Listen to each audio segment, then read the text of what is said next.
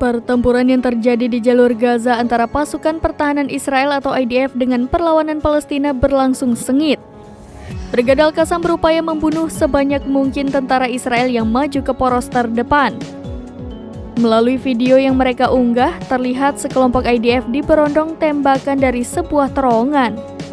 Dalam beberapa hari terakhir, tentara Israel belum membuat kemajuan yang signifikan di wilayah perkotaan baik di bagian utara maupun selatan Gaza.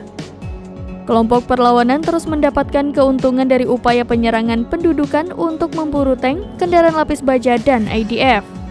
Serangan dilakukan dengan menggunakan berbagai jenis bom. Dari video yang diunggah oleh Brigade Al-Qassam, mereka tampaknya menggunakan Al-Yasin 105 hingga TGB. Selanjutnya, mereka meluncurkan serangan ke arah lawan dari balik puing bangunan. Mereka juga menargetkan 6 tentara Israel yang seluruhnya dihujani tembakan.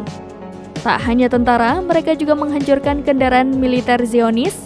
Satu persatu tank pun hancur ditargetkan dengan senjata yang sesuai. Sayap militer Hamas itu juga memperlihatkan seekor anjing pengintai Israel tewas di dalam terowongan. Anjing tersebut tampak membawa sejumlah senjata di tubuhnya.